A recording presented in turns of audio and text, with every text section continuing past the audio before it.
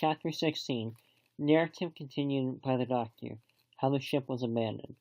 It was about 1:30, 3 bells in the sea phrase, that the two boats went ashore from the Hippolonia. The captain, the squire, and I were taking matters over in the cabin. Had there been a breath of wind, we should have fallen on the 6 mutineers who were left aboard with us, slit our cable, and away to sea. But the wind was wanting, and to complete our helplessness, down came Hunter with the news that Jim Hawkins had slipped into a boat and was gone ashore with the rest. It had never occurred to us to doubt Jim, but he were alarmed for his safety. With the men in the temper they were in, it seemed an even chance, even if he would see the lad again. We ran on deck. The pitch was bubbling in the seams. The nasty stench of the place turned me sick. If ever a man smelled Frere and dysentery, it was that abominable anchorage. The 6 scoundrels were sitting grumbling under a sail in the forecastle. Ashore we could see the gigs made fast, and a man sitting in each, hard where the river runs in. One of them whistling little bolero, waiting was a strain, and it was decided that Hunter and I should go ashore with the jolly boat in quest of information. The gigs had leaned to the right, but Hunter and I pulled straight in the direction of the stockade upon the chart. The two who were left guarding their boats seemed in a bustle at our appearance. The burro stopped off, and I could see the pair discussing what they ought to do. Had they gone and told Silver, all might have turned out differently, but they had their orders, I suppose, and decided to sit quietly where they were, harking back again to Liberto. There was a slight bend in the coast. I steered so as to put it between us. Even before we landed, we had thus lost sight of the gigs.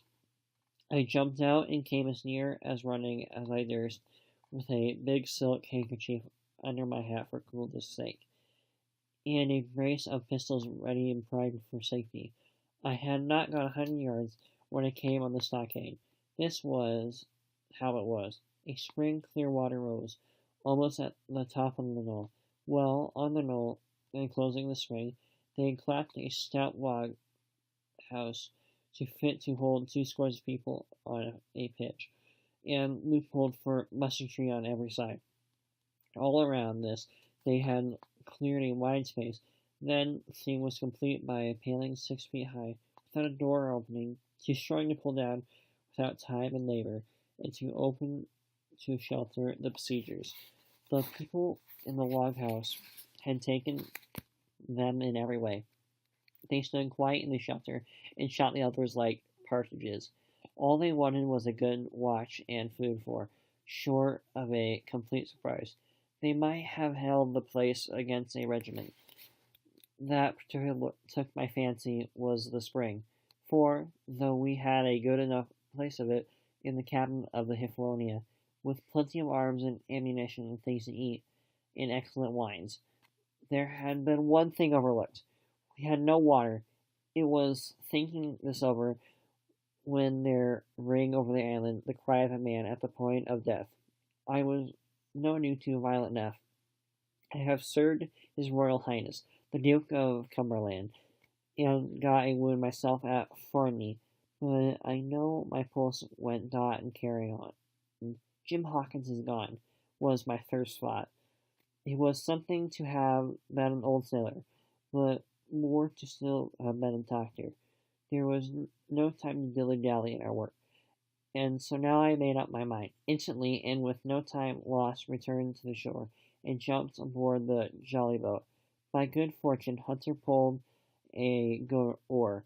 We made the water fly, and the boat was soon alongside, and I aboard the schooner. I found them all shaken, was neutral. The squire was sitting down as white as a sheet, thinking of the harm he had led us to. The good soul had known one of the 6 forecast hands was little better. There's a man, said Captain Smollett, nodding toward him, new to this work. He came nigh hand fainting, doctor, when he heard the cry. Another touch of the rudder, and that man would join us. I told my plan to the captain, and between us, we settled on the details of its accomplishments. We put old Rudolph in the gallery between the cabin and the forecastle, with 3 or 4 loading muskets, and a mattress for protection. Hunter brought the boat round under the stern port, and Joyce and I set to work loading her with powder, tins, muskets, and bags of biscuits, kegs of pork, a cask of cognac, and my invaluable medicine chest. In the meantime, the squire and the captain stayed on deck, and the later hailed the coxswain, who was the principal man aboard. "Mr. Hand," said he, "here are 2 of us with a brace of pistols each. If any one of you 6 make a signal of any description, that man's dead." There were a good deal to take aback, and after a little confusion, one and all tumbled down the fore cabin, thinking no doubt to take us on the rear. But when they saw Rudolph waiting for them in the spar gallery, they went about the ship at once, and a head popped out again on deck. "Down, dog!" cried the captain, and the head popped back out again, and he heard no more, for the time, of these 6 very faint-hearted seamen. By this time, tumbling things in as they came, we had the jolly boat loaded as much as we dared. Joyce and I got out through the stern port and made for shore again, as fast as oars could take us. This second ship, fairly aroused by the watchers along the shore, Lubro, was dropped again. Just before we lost sight of them behind the little point, one of them whipped ashore and disappeared. I had half a mind to change my plan and destroy their boats, but I feared Silver and the others might be close at hand, and all might very well be lost by trying too close. We had soon touched land in the same place as before, and set to provision the blockhouse. All 3 made the journey, heavily laden, and tossed our stores over the palisade. Then, leaving Joyce to guard them, 1 man to be sure, but with half a dozen muskets, Hunter and I returned to the jolly boat and loaded ourselves once more. So her cargo was bestowed, when the 2 servants took up their position in the blockhouse, and I, with my power, sculled back to the Kefalonia, that we should have risen to second boat load, seems more daring than it really was. They had the advantage of numbers, of course, but we had the advantage of arms. Not one mentor had a musket, and before they could get within range for the pistol shooting, we flattered ourselves we would be able to give a good account of half a dozen at least. The squire was waiting for me at the stern window, all his faintness gone from him. He caught the paint and made it fast, and we fell to loading the boat for our very lives. Pork, powder, biscuit, the cargo. It was only a musket and cutlass apiece for Squire and me, and Rudolph and the captain. The rest of the arms and powder we dropped overboard in the bright steel shining far above us, the sun, and the clean sandy bottom. By this time the tide was beginning to ebb, and the ship was swinging round to her anchor. Voices were heard faintly hollering in the direction of the 2 gigs, and though this reassured us for Joyce and Hunter, who were well to the eastward, it warned our party to be off. Rudolph retreated from his place in the gallery and dropped into the boat, which we then brought round to the ship's counter to be handy for Captain Smollett. "Now, men," said he, "do you hear me?" There was no answer from the forecastle. "It's to you, Abraham Gray. It's to you I am speaking." Still a reply. "Gray," resumed Mr. Smollett a little louder, "I am leaving the ship, and I order you to follow your captain. I know you are a good man at the bottom, and I dare say not one of the lot of you is as bad as he makes out. I have my watch here in my hand. I give you 30 seconds to join me in." There was a pause. "Come now, my fine fellow," continued the captain. "Don't hang long in stays. I'm risking my life and the lives of these good gentlemen every second." There was a sudden scuffle and a sound of blows, and a burst out Abraham Gray, with a knife cut on the side of the cheek, and came running to the captain like a dog to the whistle. I'm with you, sir, said he, and next moment he and the captain had dropped aboard of us, and we had shoved off and given away. We were clear out of ship, but not yet ashore in our stockade. Chapter 17. Narrative continued by the Doctor. The Jolly Boat's last trip.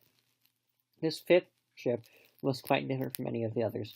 In the first place, the little galley-pot of the boat that we were in was gravely overloaded. 5 grown men, and 3 of them, Charlie, Redruth, and the captain, over 6 feet high, was already more than she was meant to carry. Add to the powder, pork, and the bread bags. The gunwale was lipping astern. Several times we shipped a little water, and my breeches and the trails of my coat were all soaked wet before we had got 100 yards. The captain made us trim the boat, and we got her to lie a little more evenly. All the same, we were a little afraid to breathe. In the second place, the ebb was now making a strong rippling current running westward through the basin, and then southward, the seaward, down the states in which we had entered in the morning. Even the ripples were a danger to our overloading craft. But the worst of it was that we were swept out of our true course, and away from our landing place behind the point. We let current have its way should we come ashore beside the gigs, where the pirates might appear at any moment. I'm not to keep her head for the stockade, sir, said I to the captain. I was steering while he and Ridderith and 2 freshmen were at the oars. The tide was keeps her washing her down. Could you pull a little stronger? No, not without swamping the boat, said he. You must bear up, sir, if you please. Bear up until you see you're gaining. I tried and found my excitement. The tide kept sweeping us westward until I laid her due east, or just about right angles to the way we ought to go. You'll never get ashore at this rate, said I. If it's the only course that we can lie, sir, we must even lie it, returned the captain. We must keep up stream. You see, sir, he went on, if once we draft to leeward of the landing place, it's hard to say where we should get ashore. Besides, the chance of being boarded by the gigs, whereas the way we go to the current must slacken, and then we can dodge back among the shore.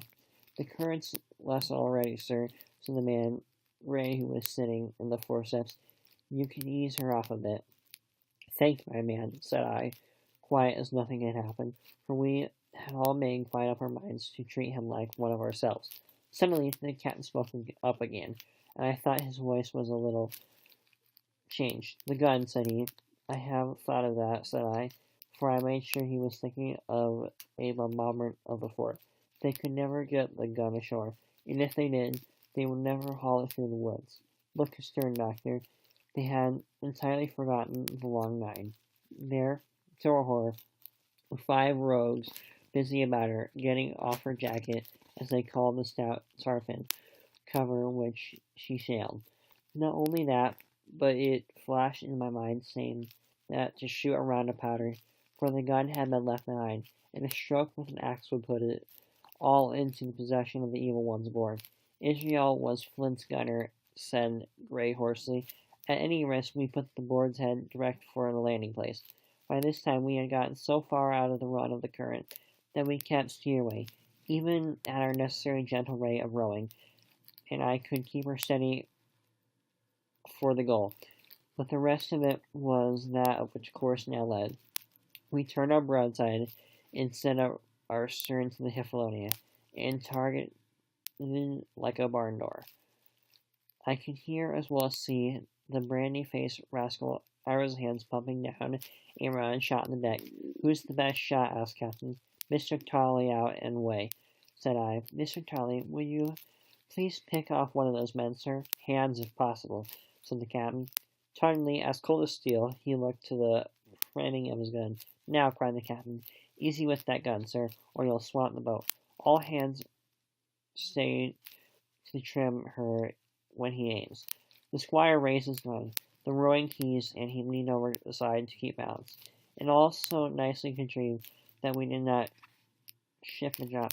They had the gun, by this time, slewed around upon the swivel, and Hans, who was at the muzzle with the rammer, was, in consequence, the most exposed. However, we had no luck, for just as Swallowy fired, down he stooped. The ball whistled over him, and it was the one other who fell. The cry he gave was echoed, not only by his companions on board, but by a great number of voices from shore. And looking in the direction, I saw the other pirates trooping out from among the trees and tumbling into their places in the boats. "Here comes the gig, sir." "Give away, then," said Captain. "You mustn't mind if we swab her now. If we can't get ashore, all's up." "Only the one gig is being manned, sir," I added. "The crew of the other is most likely going around the shore to cut us off." "They'll have a hot run, sir," returned the captain. "Jack ashore, you know. It's not them I mind, it's the round shot. Cock and bulls, my lady's maid couldn't miss. Tell us, squire, when you see the match, and we'll hold water." In the meantime, we had been making headway at a good pace, for the boat was so overloaded, and we had shipped but a little water in the process. We were now close in, 30 or 40 strokes, and we should beach her, for Ebb had already discovered a narrow belt of sand below the clustering trees. The gig was no longer to be feared. A little point had already concealed it from our eyes, the ebb tide, which so cruelly delayed us, as now making reparation in delaying our assailants. And one source of danger was the gun. "If I durst," said the captain, "I'll stop and pick off the other man." But it was plain that they meant nothing should delay their shot. They had never made so much as a look at their fallen comrade, though he was not dead, and I could see him trying to crawl away. "Ready!" cried the squire. "Hold!" cried the captain, quick as an echo, and he and Ruth looked back with a great heave, and sent her stern bodily under the water. The report fell in just at the same time. This was the first Jim had heard, the sound of the squire's shot, not to have reached him. There the ball passed. Not one of us precisely knew, but I fancy it must have been over our heads, and that the wind of it might have continued into our disaster. At any rate, the boat sank by the stern, quite gently, in the 3 feet of water, leaving the captain and myself facing each other on our feet, and the other 3 took complete headers, and came up again, drenched and bubbling. So far there was no great harm, no lives were lost, and we could wade ashore in safety. But there were all of our stores at the bottom, and, to make things worse, only 2 guns out of 5 remained in a state of service. Mine I had snatched from my knees and held over my head, by a short of instance. As for the captain, he carried over his shoulder by a boutonniere, and, like a wise man, lock uppermost. The other 3 had gone down with the boat. To add to our concern, we heard voices already drawing near us in the woods along the shore. We had not only the half of danger of being cut off from the stockade in our half-crippled state, but the fear before us whether, if Hunter and Joyce were attacked by half a dozen, they would have been a sense and confidence to stand firm. Hunter was steady, that we knew. Joyce was a devoutful case, a pleasant, polite man for a valet who brushed on one's clothes, but not entirely fitted for man of war. With all this in our minds, we waded ashore as fast as we could, leaving behind us poor jolly boat and a good half of our powder and provisions. Chapter 18. Narrative continued by the doctor. End of the first day's fighting. We made our best speed across the strip of wood, and now it divided us from the stockade, and at every step we took, the voices of the buccaneers rang near. Soon we could hear their footsteps as they ran, and the cracking of the branches as they breasted across the bit of thicket. I began to see we should have rushed it for the earest, and looked for my priming. "Captain," said I, "Trailer is the dead shot. Give him your gun. His own is useless." They exchanged guns, and Tarlo, silent and cool, as he had been since the beginning of the vessel, hung a moment on his heel to see what was all fit for service, at the same time observing Gray to be unarmed, for I handed him my cutlass. It did our hearts good to see him split it in his hand, knit his rods and make the balance swing through the air. It was plain from every line of his body that our new hand was worth his salt. 40 paces further, we came to the edge of the wood and saw the stockade in front of us. We struck in closer in the middle of the south side, and almost at the same time 7 mutineers, Job Anderson, the boatswain, at their head, appeared in full cry at the southwestern corner. He paused as if taken back, and before they recovered, not only the squire and I, but Hunter and Joyce from the blockade had time to fire. The 4 shots came in rather a scattering volley, but they did the business. One of the enemy actually fell, and the rest, without hesitation, turned and plunged into the trees. After reloading, we walked down the outside of the passage to see the fallen enemy. He was stone dead, shot through the heart. We began to rejoice over our good success. Then, just in a moment, a pistol cracked in the bush, a ball whistling close past my ear, and poor Tom Ruder stumbled and fell his length on the ground. Both the squire and returned the shot, but as we had nothing to aim at, it was only probably wasted powder. Then we reloaded and turned our attention to poor Tom. The captain and Gray were all examining him, and I saw with half an eye that was all over. I believe that readiness our return volley had scattered the mutineers once more, for we were surfaced without further mobilization to get the poor old gamekeeper hoisted over the stockade and carried groaning and bleeding into the longhouse. Poor old fellow! He had not uttered one word of surprise, complaint, fear, or even acquaintance from the very beginning of our troubles till now. When we had laid him down in the longhouse to die, he had lain like a Trojan behind his mattress in the gallery. We had followed every order silently, doggedly, and well. He was the oldest of our party by the score of years, and now, sullen old, serviceable servant, it was that he was to die.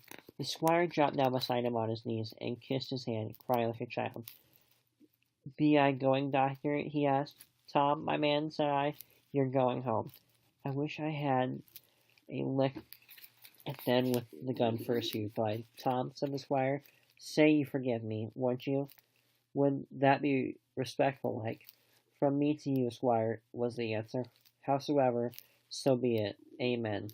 After a little while of silence, he said the thought somebody might read a prayer. "It's a custom, sir," he added apologetically, and not long after, with not another word, he passed away. In the meantime, the captain, who I had observed to be wonderfully sullen about the chest and pockets, had turned out a great deal of many various stores: the British colours, a Bible, a coil of stoutish rope, pen, ink, the lodge book, and pounds of tobacco. He had found a largish fir tree lying felled and cleared in the enclosure, and, in the help of Hunter, he had set it up in the corner of the lodge house, where the trunks crossed and made an angle. He climbed on the roof he had with his own hand, bent and run up the colours. This seemingly might to relieve him. He re-entered the longhouse and set up above, counting up the stores, as if nothing else existed. But he had an eye on Tom's passage, for all that, and as soon as all was over came forward with another flag, and overtly spread it over the body. "Don't you take on, sir," he said, shaking the squire's hand. "All's well with him. No fear for a hand that's been shot down in his duty to captain and owner. It may be good dividing, but it's a fact." Then he pulled me aside. "Dr. Livesey," he said, "in how many weeks do you and the squire expect the consul?" I told him it was a question, not of weeks, but of months. That if we were not back by the end of August, Lily was to send to find us, but neither sooner nor later. "You can calculate for yourself," I said. "Why, yes," returned the captain, scratching his head and making a large allowance. "Sir, for all the gifts of Providence, I should say we are pretty close hauled." "How do you mean?" I asked. "It's a pity, sir, we lost the second load. That's what I mean," replied the captain.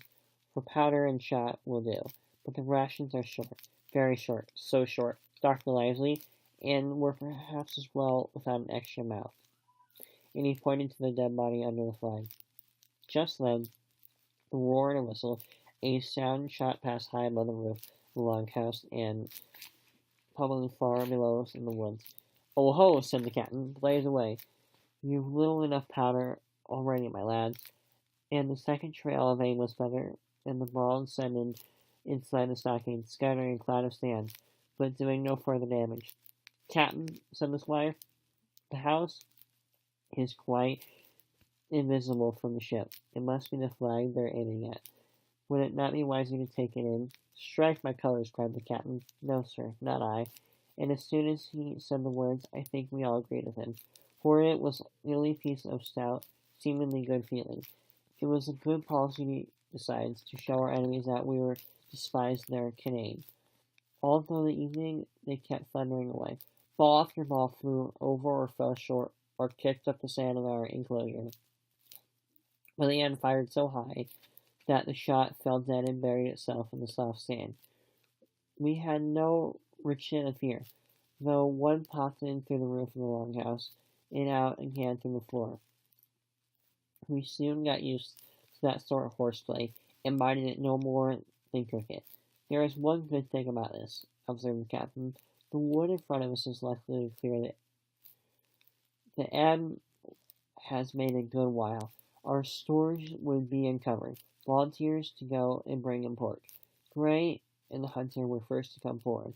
Well armed, they stole out of the stockade, but it proved a useless mission.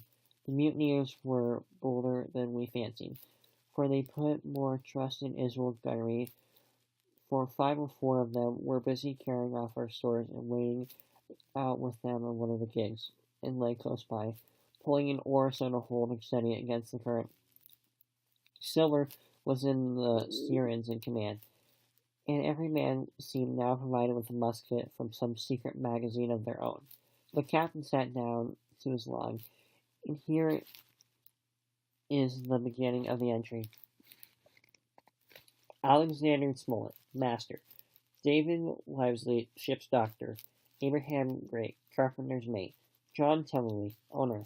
John Hunter, and Richard Joyce, owner's servants. Landsmen, being all that is left faithful of the ship's company, with stores for 10 days, but short rations, came ashore this day and flew British colors on the Longhouse in Treasure Island. Thomas Ruderith, owner's servant, landsman, shot by the mutineers. James Hawkins, cabin boy. And at the same time, I was wondering over the poor Jim Hawkins' fate. And a hail on the land side. Something's hailing us, said Hunter, who was on guard. Doctor, squire, captain. Hello, Hunter, is that you? Came the cries, and I ran to the door in time to see Jim Hawkins safe and sound, and come climbing over the stockade. Chapter 19. Narrative resumed by Jim Hawkins. The garrison at the stockade.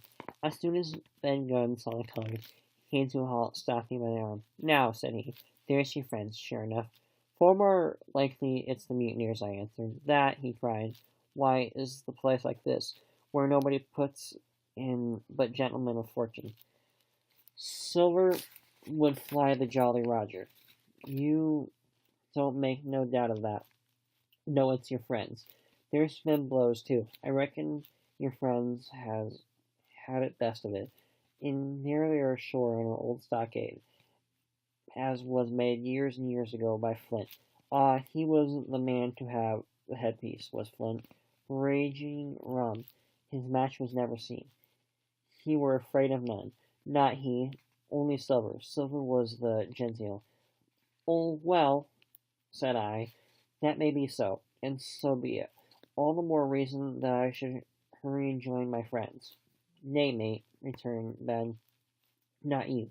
You're a good boy, or I mistook. But you're only a boy. All told now my main gun is a fly. Rum wouldn't bring me there.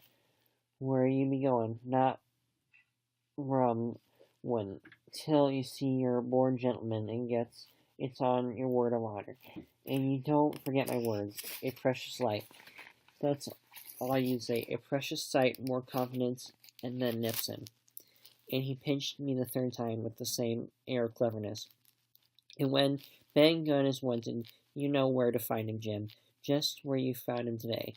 And him that comes is to have white thing in his hand. And he is to come alone. Oh, you'll say this, Ben Gunn, says you, has reasons of his own. Well, said I believe I understand. You have some thing to propose, and you wish to see the squire or the doctor, and you'll be found, and I'll find you. Is that all? And when, says you, he added.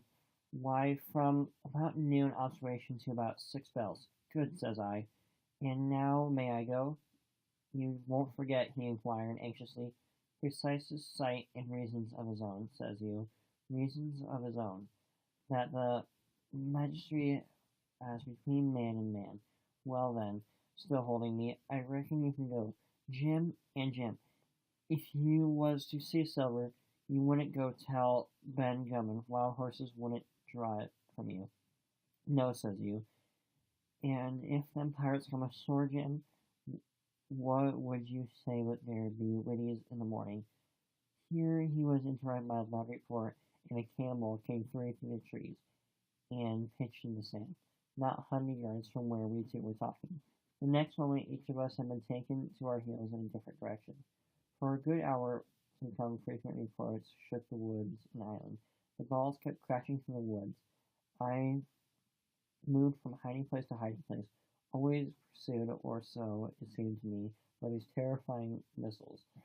But forward the end of the bombardment, though I still reached that mentioned direction of the stockade, where the balls fell oftest, I began in a manner to pluck my heart again. After a long detour to the east, crept down toward the shore-side trees. The sun had just begun to set. The sea breeze was rustling and tumbling in the woods, and the ruffling the gray surface of the anchorage. The tide, too, was far out, and the great tracts of sand lay uncovered. The air, after a heated day, chilled me through my jacket. The Hippolonia still lay where she had anchored, but sure enough there was the Jolly Roger, the black flag of piracy, flying from the peak. Even as I looked up, there came another red flash and report, and sent echoes cluttering, and one or more round shot whistled through the air. It was the last of the cannonade. I lay for some time, watching the bustle which succeeded the attacks. Men were demolishing something with axes on the beach near the stockade. The poor jolly boat, I afterward discovered, away near the mouth of the river. A great fire was growing among the trees. Between that point and the ship, one of the gigs kept coming and going. The men, who I had seen some gloomy, shouting at the oars like children. When there was a sound of their voice like suggested run. At length I thought I might return toward the stockade. It was pretty far down on a low, sandy spit that encloses the anchorage to the east, and is joined at halfway to the Skeleton Island. Now, as I rose to my feet, I saw some distance farther down the spit, and rising among the low bushes, an isolated rock, pretty high and spectacularly white in color. It occurred to me that this might be the white rock at which Ben God has spoken, and some day or some boat might be wanted, and I would know where to look for one. Then I skirted among the woods till I had regained the rear, or shortward side, or the stockade, and soon warmly welcomed my familiar party.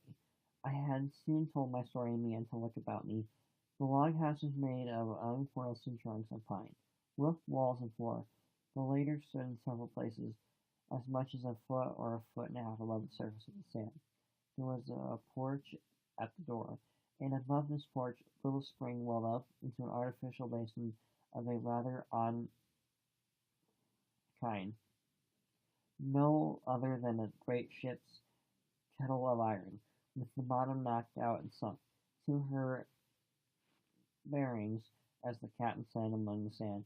Little had been left beside the framework of the house, but in one corner there was a stone slab laid down in the way of a hearth, an old rusty iron basket to contain the fire. A slope of the knoll, all the inside of the stockade had been cleared of timber to build the house, and so we could see the stems of that fine lofty grove that had been destroyed. Most of the soil had been washed away or buried in the drift at the removal of the trees. Only there the streamlet ran toward the kettle. A thick bed of moss and some ferns were creeping bushes were still green among the sand. Very close around the stockade, too, close for defense, they said, the woods still flourishing high in depths, all of fir on the land side. toward the sea with a large mixture of live oaks.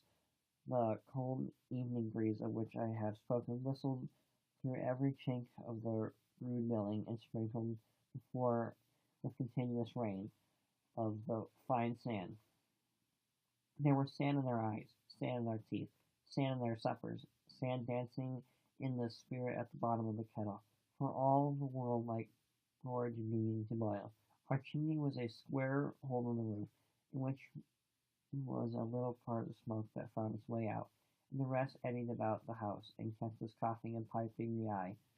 Add to this that Gray, the new man, had his face tied up in a bandage for the cut he had got in breaking away from the mutineers, and here old Tom Redwood, still unmarried, lay among the wall, stiff and stark, under the Union Jack. If we had been allowed to sit idle, we should all have fallen in the blues, but Captain Smollett was never a man of that. All hands were called before him, and we divided into watchers, the doctor, Gray, and I for one, the Squire, Hunter, and Joyce upon the other. Tired as we all were, two were sent out for firewood. Two more were sent to dig the grave for Rudolph. The doctor named Cook.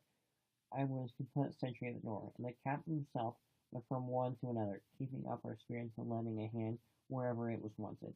From time to time the doctor came to the door for a little air, and to rest his eyes, which were almost smoked out of his head, and whenever he did so, he had a word for me. That man Smollett, he said once, is better a man than I am, and when I say that it means a deal to Jim. Although time he came and was silent for a while, and then he put his head on his hand and looked at me. Is this Ben Gunn a man? He asked. I do not know, sir, said I. I'm not very sure whether he's sane. If there is any doubt about the matter, he is, returned the doctor. A man who's been here for 3 years, biting his nails on a deserted island, Jim, can't expect to appear as sane as you and me. It doesn't lie in human nature. It was the cheese said he had been fancy for. Yes, sir, cheese. Well, Jim, says he, just see the good that comes from being dainty in our food. You've seen my snuffle box, haven't you? And you never saw me make snuff. The reason behind that in my snuff box I carry a piece of Parmesan cheese. Cheese made in Italy. Very nutritious. Well, that's for Ben Gunn. Before supper was eaten, we buried old Tom in the sand, stood around him while bareheaded in the breeze. A good deal of firewood had been got in, but not enough for the captain's fancy, and he shook his head over it and told us that we must get back to this tomorrow, rather livelier. Then, when we had eaten our pork and each had a good sniff of a glass of brandy grog, the three chiefs got together in the corner to discuss our prospects. It appears they were at wits' end what to do. The store was beginning to low, that we must have been starved and surrendered long before the help came. But our best hope, it was decided, was to kill the buccaneers until they either hauled down their flag or ran away with Hifflonia. From 19 they were reduced to 15. Two others were wounded, and one, at last, the man shot beside the gun, severely wounded, if he were not dead. Every time we had a crack at him, we were to take at it. Saving our own lives was extremest care, and beside that we had two able allies, rum and the climate. As for the first, though we were about half a mile away, we could hear them roaring and sing late into the night, and as for the second, the doctor staked his leg at that. Camped where they were in the marsh, and unprovided with remedies, and half of them would be on their backs before a week. So, he added, if we're not all shot down first, they'll be glad to be pacing in the schooner. It's always a ship, and they can get to buccaneering again, I suppose. First ship that I ever lost, said Captain Smollett. I was dead tired, as you may fancy, and when I got to sleep, which was not till the great deal of tossing, I slept like a log of wood. The rest had been often already breakfasting, and increased the pile forward by about half as much again. When I was wakened by a bustle and sound of voices, flag of truce, I heard someone say, and then immediately after a cry of surprise, Silver himself, and at that I jumped up, and rubbing my eyes, ran to the loophole in the wall. Chapter 20. Silver's Embassy. Sure enough, there were two men just on the side of the stockade, one of them waving a white cloth, the other, no less a person than Silver himself, standing placidly by. It was still quite early, the coldest morning that I ever think was brought on the chill that pierced into the morrow. The sky was bright and cloud with silver, and tops of trees shone rosily in the sun. But where Silver stood with his lieutenant, all was still in shadow. He waded knee-deep in a low, white vapor that curled during the night of the morass. The chill and the vapor taken together to a portal of the island. It was plainly a damp, feverishly unhealthy spot. Keep the doors, men, said the captain. 10 to 1. This is the trick. Wingate hailed the buccaneer. Who goes? Stand or we fire. Flag of truce, cried Silver. The captain was in the porch, seating himself carefully on the way of tremendous shot, which anyone be intended. He turned and spoke to us. Doctors watching the lookout. Dr. Lively, take the north side if you please. Jim to the east. Ray west. Watch below. I have hand solo muskets. Lively men and careful. And then he turned again to the mutineers. And what do you want with your flag of truce? He cried. This time it was the other man who replied. Captain Silver, sir.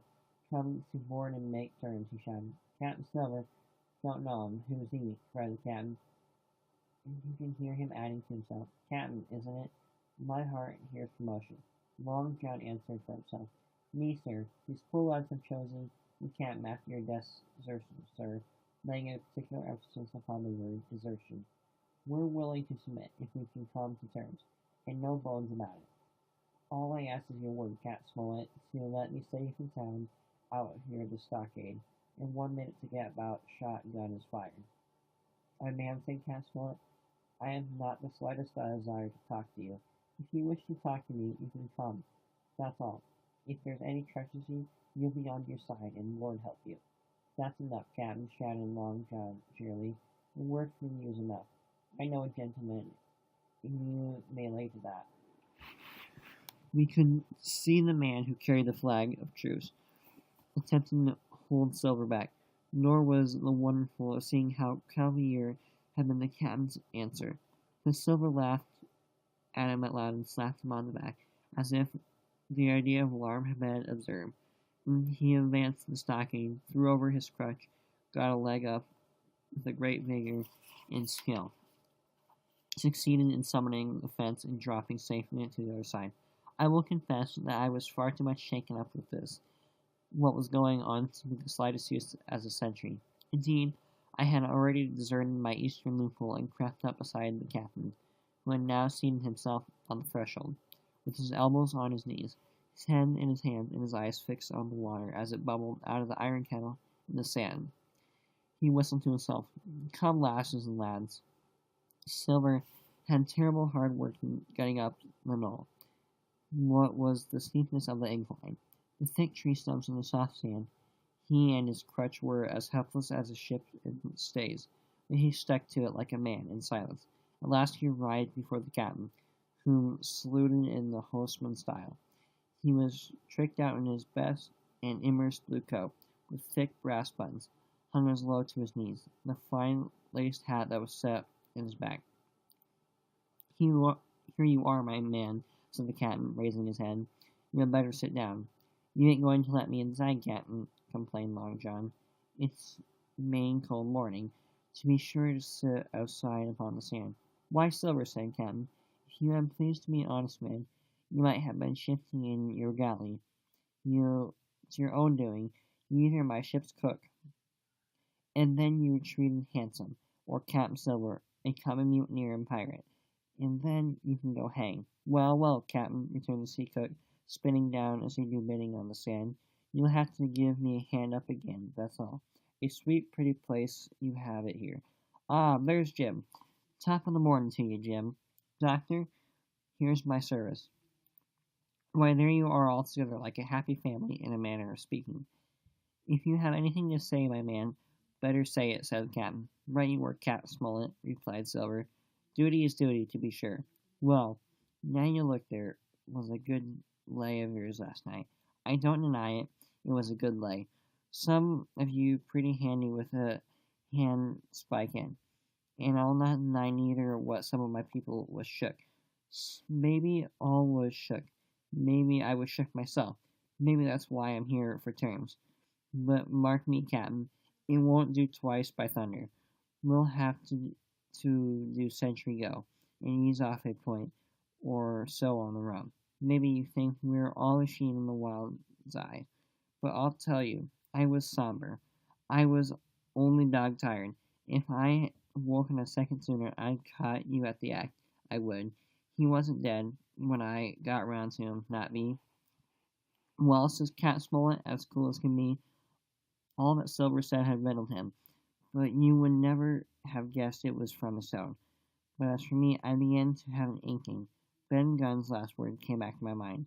I began to suppose that he had paid the buccaneers a visit while they lay drunk together around their fire. I reckoned upliftingly that we had only 14 enemies to deal with. Well, here it is, said Silver. We want that treasure, and we'll have it. That's our point. You would just as soon save your lives, I reckon, and that's yours. You have a chart, haven't you? That as may be, replied the captain. Oh, well, you have. I know you that, returned Long John. You needn't be so husky with a man. There ain't a particle of service in that. You may lay to it. What I mean is, we want your chart. Now, I never meant you no harm myself. That won't do with me, my man, interrupted the captain. We know exactly what you meant to do, and we don't care. For now, you see, you can't do it. And the captain looked at him calmly and proceeded to fill a pipe. If Ebbe Gray, Smiller broke out. Avast there, cried Mr. Smollett. Gray told me nothing, and I asked him nothing. And what's more, I would see you and him and this whole island blown clean out of the water into places first. So there's my mind if you want my man on that. This little whiff of temper seemed to cool Silver down. He had been growing nettled before, but he pulled himself together. Like enough, said he. I would see no limits to what gentlemen might consider shipshape or might not. As case were, and seeing as how you about to take a pipe, Captain, I'll make so freely do likewise. And he filled a pipe and lighted it. And the two men sat silently smoking for quite a while, now looking each other in the face, now stopping their tobacco, now leaning forward to spit. It was good as play to see them. Now, resumed Silver, here it is. You give us the chart to get the treasure by. Drop shutting poor seamen and shoving of their heads in while they sleep. You do that, and we'll offer you a service. You come aboard along with us once the treasure is shipped, and then I'll give you my offery-duffery upon my word of honor, and cap you somewhere safe ashore, or, if I ain't to your fancy, some of my hands, being rough and having old scores on account of hazing, then you can stay here, you can. We'll divvy up scores with you, man for man. I'll give my affy-daffy before to speak the first ship I sight, and send 'em here to pick you up. Now, you own that talking hands over. You couldn't look to get that you, and I hope, raising his voice, that all hands in this here blockhouse will overhaul my words. For what is spoke is to one is spoke to all. Cat Smollett rose from his seat and knocked out the ashes of his pipe in the palm of his left hand. Is it all? He asked. Every last word by thunder, answered John. Fuse that, and you've seen the last of me but musket balls. Very good, said the captain. Now, you'll hear me. If you'll come one by one unarmed, I'll engage to cap you in irons and take you home to a fair trail in England. If you won't, my name is Alexander Smollett. I've flown my sovereign's colors, and I'll see to you, Davy Jones. You can't find the treasure. You can't sail the ship. There's not a man among you fit to sail a ship. You can't fight us, Gray. There you got away from 5 of you. Your ship's in irons, Master Silver. You're on a lee shore, and so you'll find. I stand here and tell you so. And they're the good words you'll get from me. For, in the name of heaven, I'll put a bullet in your back when next I meet you. Tramp, my lad, bundle out of this, please. Hand over hand and double quick. Silver's face was a picture. His eyes started in his head for wrath. Shook the fire out of his pipe. Give me a hand up, he cried. Not I, returned the captain. Who'll give me a hand up, he roared. Not a man among us moved. Growling the foulest imprecations, he crawled along the sand till he got hold of the porch and could hoist himself upon his crutch, and then he spat into the spring. There, he cried. That's that.